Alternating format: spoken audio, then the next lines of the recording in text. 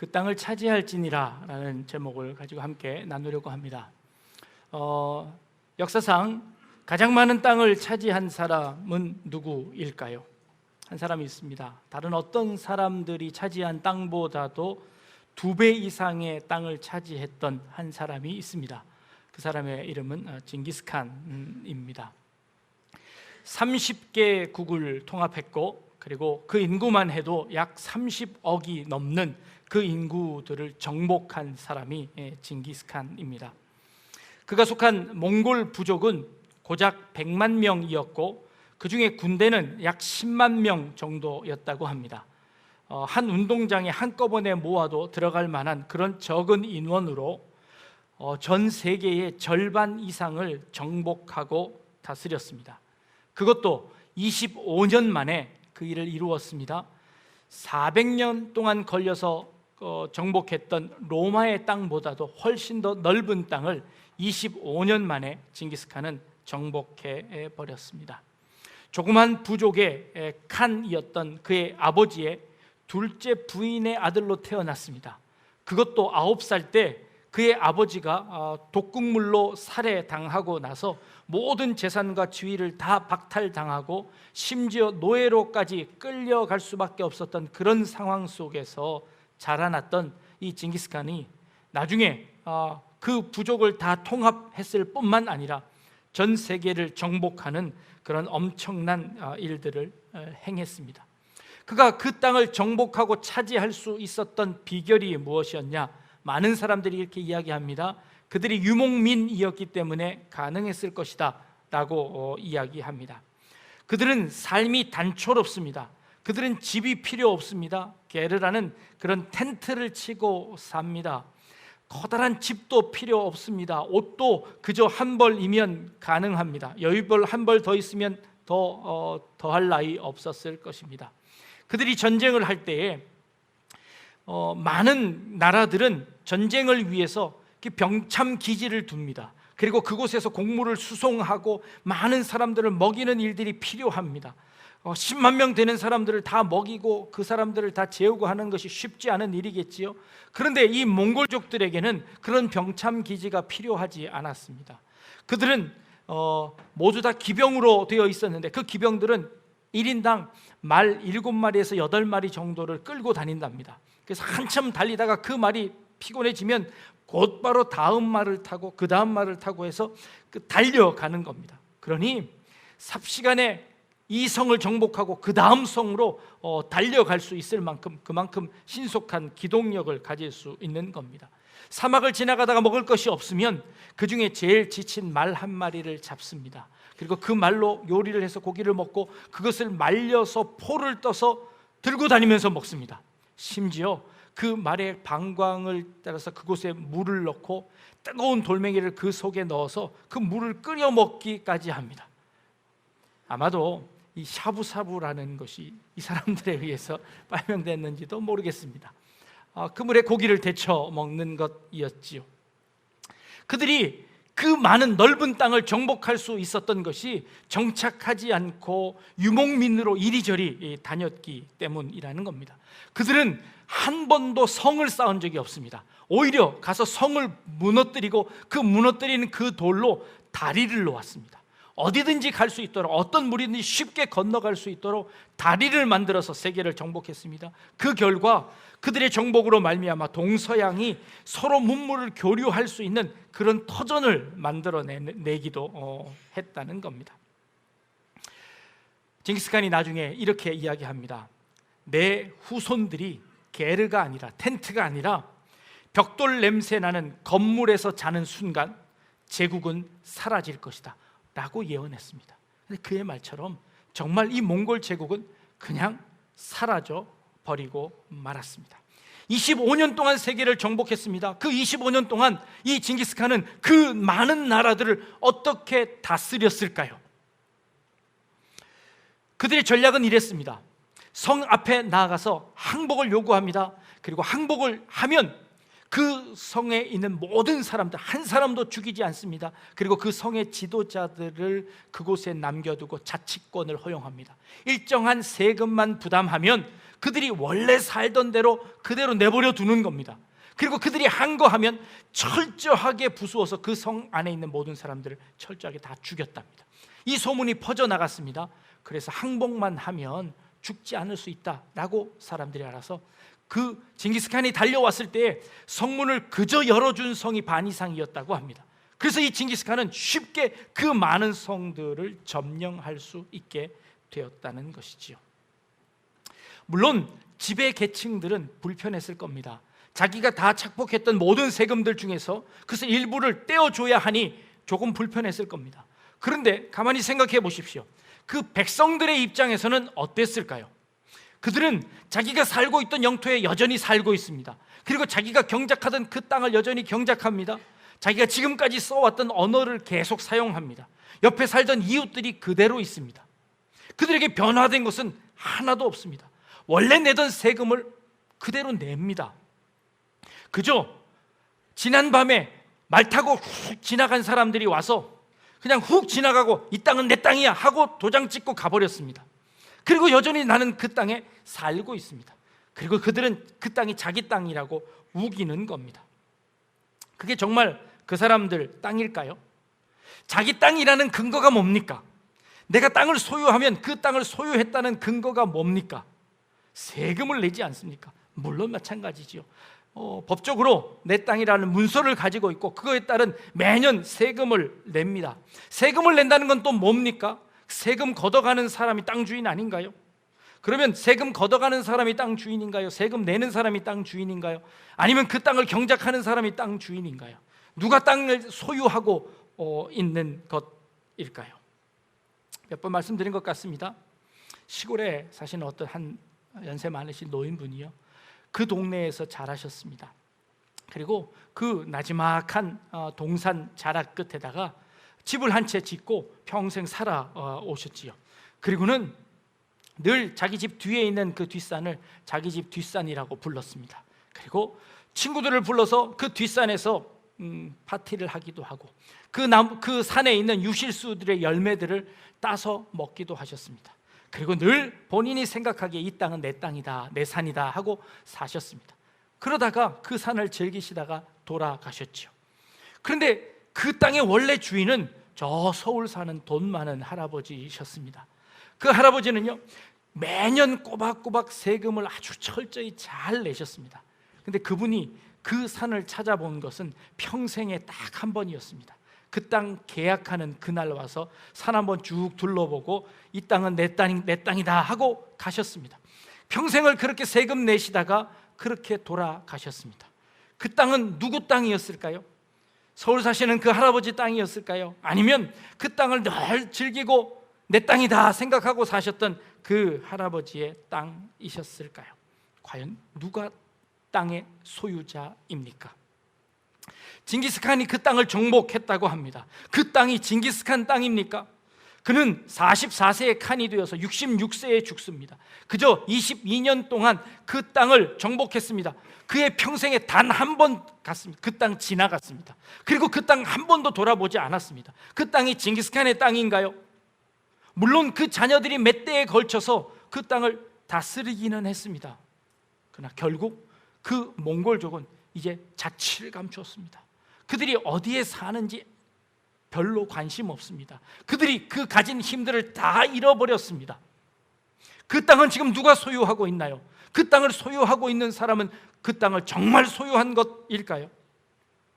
이 세상에 완전한 나라는 없습니다. 세상을 전부 다스린 나라도 없고 그 땅을 온전히 소유한 사람도 없습니다.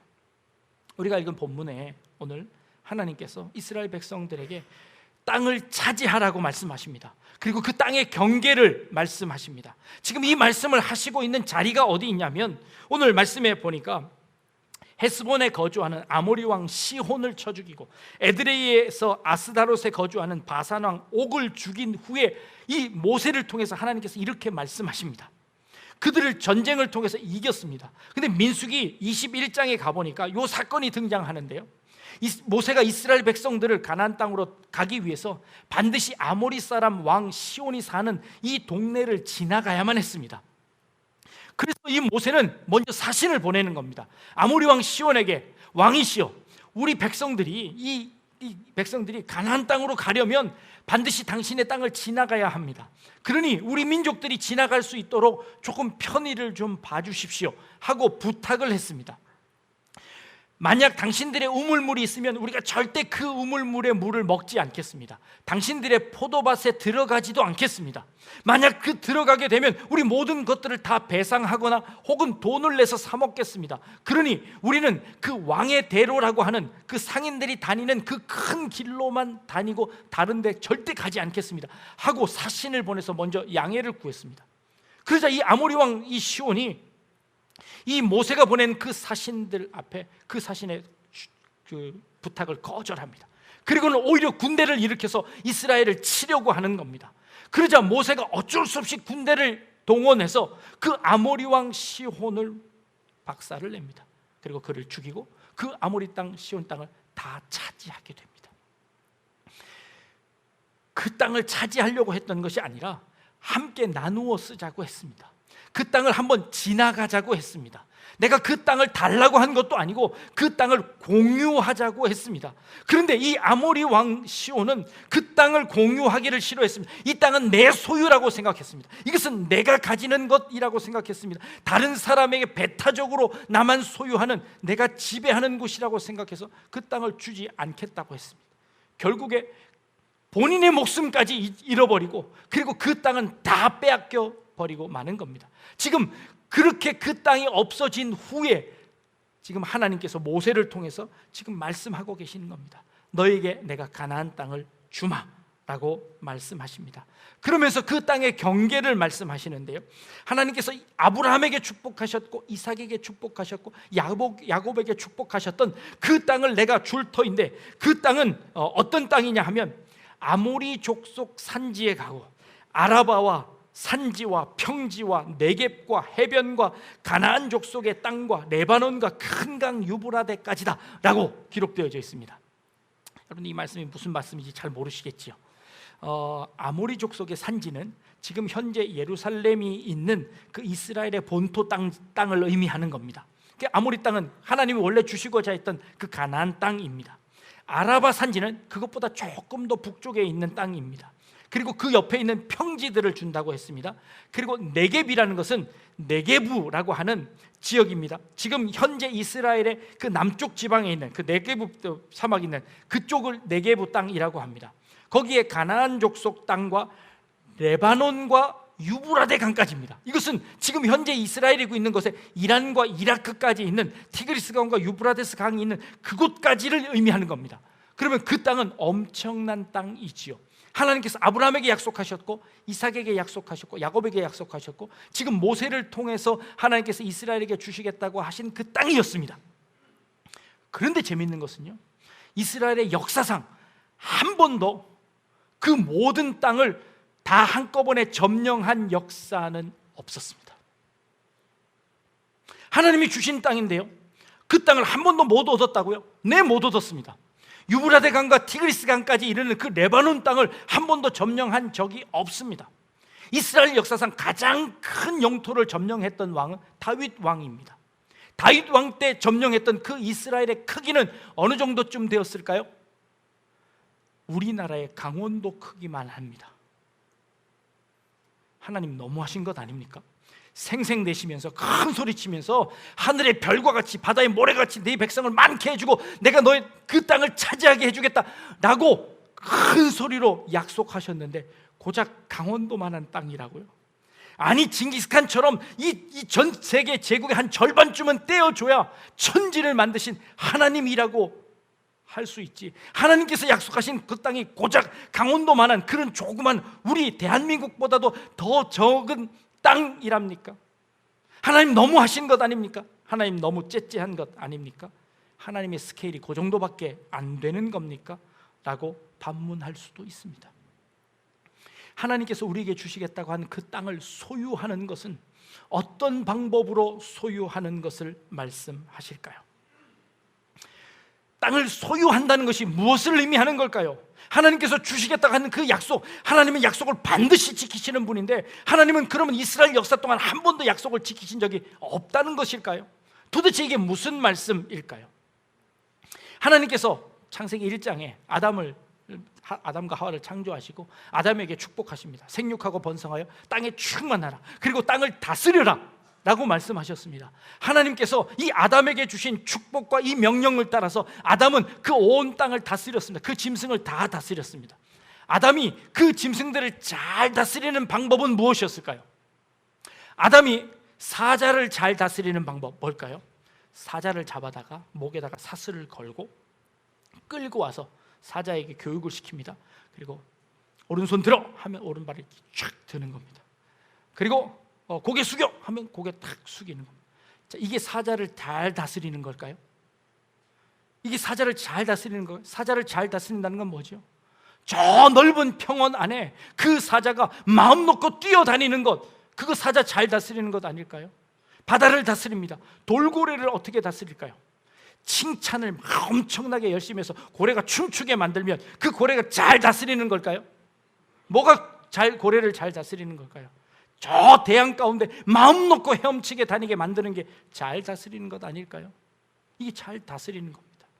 땅을 소유한다는 것은 무엇일까요? 내가 그 땅을 소유해서 그 땅에 다른 사람은 발도 디딜 수 없도록 만드는 것이 잘 다스리는 건가요? 아니면 그 땅에 나오는 그 소출들로 그 많은 사람들에게 복을 나누어 주는 것이 잘 다스리는 걸까요? 어떤 것이 소유하는 것이고 어떤 것이 정복하는 것이고 어떤 것이 그 땅을 가지는 것일까요? 하나님께서 아브라함을 축복하셨습니다. 창세기 12장 1절에 여호와께서 아브라함에게 이르시되 너는 너의 고향과 친척과 아버지의 집을 떠나 내가 내게 보여줄 땅으로 가라. 내가 너로 큰 민족을 이루고 내게 복을 주어 내 이름을 창대하게 하리니 너는 복이 될지니라. 복을 주셨습니다. 그 복이 어떤 복이냐면 3절에 너를 축복하는 자에게 내가 복을 내리고 너를 저주하는 자에게 내가 저주하리니 땅의 모든 족속이 너로 말미암아 복을 얻을 것이니라 하신지라 라고 말씀하십니다. 하나님께서 아브라함에게 주신 복은 무엇입니까? 이 아브라함을 통해서 모든 민족이, 모든 족속이 복을 받는 것입니다. 이게 하나님께서 아브라함에게 그 땅을 정복하라고 말씀하신, 그 땅에 주신, 그 땅을 차지하라고 주신 이유였습니다. 하나님 고작 가나안 땅 그 조그만 것이요? 아니요, 그 가나안 조그만 그 땅을 통하여서 그 하나님의 복이 흘러나가도록 만드는 겁니다. 그 하나님의 복이 그 조그만 그 통로를 통하여서 흘러나가서 하나님의 은혜가 온 땅 가운데 퍼지도록 만드는 것, 이게 하나님께서 그 땅을 차지하라고 하시는 하나님의 소유 방법이었습니다. 결국 아브라함을 통하여서 애굽의 이집트가 복을 받습니다. 아브라함을 통하여서 이라크와 이란 이 지역이, 레바논 지역이 복을 받습니다. 이 아브라함을 통하여서 이 유럽의 지역에 복음이 들어갔습니다. 하나님의 은혜가 전해졌습니다. 그래서 그 땅이 복을 받게 되었습니다. 심지어 이스라엘 백성들이 하나님께 징계를 받아서 그 나라가 완전히 멸망하고 그 땅을 완전히 빼앗겼을 그때에도 바벨론의 포로로 잡혀갔던 다니엘이 총리가 되어서 그 온 민족들을 먹여 살렸습니다. 요셉이 총리가 되어서 이스라엘의 모든 사람들을 굶어 죽지 않게 살려냈습니다. 이게 하나님께서 그들을 통하여서 복 주시는 방법이었습니다. 하나님께서 그들을 통해서 온 땅을 정복하는 방법이셨습니다.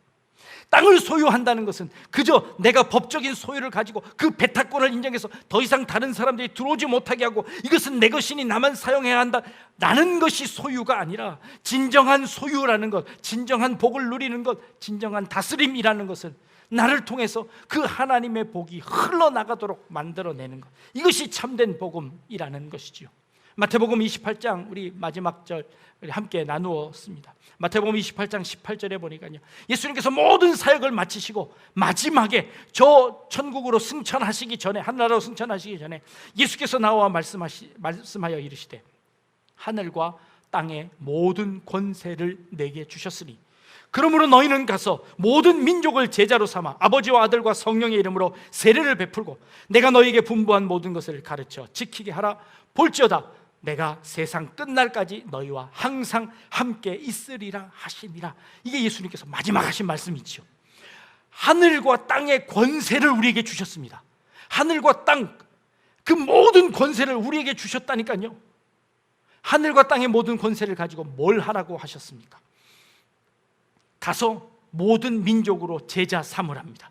그리고 아버지와 아들과 성령의 이름으로 세례를 베풀랍니다. 죄로 죽을 수밖에 없는 이 죄인이 예수 그리스도의 복음으로 말미암아 구원 얻을 수 있다는 이 복음의 이 생명의 이 소식을 모든 민족에게 전하랍니다. 그리고 그 모든 민족에게 전함으로 말미암아 그 모든 민족을 차지하게 되는 겁니다. 그 모든 민족을 얻게 되는 겁니다. 그 모든 민족을 정복하게 되는 것이지요. 이게 하나님께서 그 땅을 차지하시는 방법이었습니다. 세상의 기준으로 내가 세금 내니까 이건 내 땅입니다 라는 그런 기준이 아니라, 그것은 한 세대가 지나면 20년 30년만 지나면 다른 사람에게 넘어갈 재산입니다. 우리가 관심 가져야 할 그 재산이 아닙니다. 우리가 영원토록 누려야 하는 그것이 이 땅에 있는 이 몸이 아니라는 겁니다. 우리가 차지할 수 있는 것은 복음으로 말미암아, 은혜로 말미암아 하나님의 복음이 온 땅 가운데 선포되어지는 바로 그것이 하나님의 복음이고, 그것이 땅을 올바로 정복하는 것이다 라고 말씀하셨지요. 그래서 우리에게 그 권세를 주셨습니다. 그 권세가 우리에게 있습니다. 온 땅을 정복할 수 있는, 온 땅을 다스릴 수 있는 권한이 우리에게 있습니다. 아니, 여러분들에게 있습니다. 여러분들이 그 권세를 사용하셔서 여러분들의 땅을 점령할 수 있기를 바랍니다. 여러분들의 땅을 차지할 수 있기를 바랍니다. 여러분들의 인생이 여러분 것입니까? 아니면 세상의 것입니까? 세상의 기준을 따라, 세상의 목표를 따라 세상 사람들이 원하는 곳을 향하여 달려가면 그것은 세상 것이지요. 하나님의 것이 아니라, 그것은 내 것이 아니라 세상의 노예로 사는 것입니다. 세상에 복속되어서 사는 것입니다. 여러분들이 여러분들의 인생의 주인이십니까? 여러분들이 여러분의 인생을 다스리고 계십니까? 여러분들의 인생을 차지하고 계십니까? 아니면 다른 사람들에게 지금 세금 내고 나눠주고 계십니까? 여러분들의 가정이 하나님의 은혜로 정복되어지기를 원합니다. 여러분들의 직장을 차지하시기를 원합니다. 여러분들의 직장 가운데 여러분들이 들어가셔서 그 직장을 하나님의 직장임을 선포하고 하나님의 방법대로 다스려지는 그 땅으로 만드시기를 바랍니다. 이 부천시가, 이 약대중앙교회가, 이 나라와 이 민족이 하나님의 땅임을 선포합니다. 세상 사람들이 그럽니다. 누가 그 땅을 너한테 줬는데? 누가 그 땅을 너한테 줬는데? 하나님이 우리에게 주신 권세로 말미암아 우리는 그 땅을 소유하고 있습니다. 세상 사람들과 다른 방법으로 소유하고 있습니다. 세상 사람들이 생각할 수 없는 방법으로 우리는 그 땅을 정복했고 그 땅을 차지할 수 있는 권세가 우리에게 있습니다. 여러분들의 인생을, 여러분들의 가정을, 그리고 여러분들의 직장을, 여러분들이 살고 있는 그 터전을 가서 정복하시기를 바랍니다. 하나님의 은혜로, 하나님의 축복으로, 하나님이 내려주시는 그 복으로, 여러분들을 통하여 흘러넘치는 그 복으로 말미암아 그 땅을 점령하시고 그 땅을 차지하시고, 그리고 그 은혜를 함께 누릴 수 있는 그런 우리 성도님들 되실 수 있기를 주님의 이름으로 축복합니다. 기도하겠습니다. 하나님, 하늘과 땅의 권세를 우리에게 허락하시며 이 온 민족을, 온 땅을 우리에게 주시겠다고 약속하셨고 그 땅을 가서 차지하라고 말씀하시는 하나님의 명령을 오늘 듣습니다. 세상의 기준이 아니라, 세상 사람들이 원하는 방법대로가 아니라 하나님의 방법대로, 복음의 방법대로, 은혜의 방법대로 우리가 그 땅을 차지하게 하여 주시고 우리를 통하여 그 복이 온 민족에게 전파되어지는 역사가 일어나게 하여 주옵소서. 내 인생의 참된 주인이 내가 되게 하여 주옵소서. 하나님의 은혜로 말미암아 그 인생을 정복하게 하시고 우리 가정을 다스리게 하시고 이 나라와 민족을 다스리는 그런 우리 성도님들 되게 하여 주옵소서. 감사드리며 예수님의 이름으로 기도합니다. 아멘.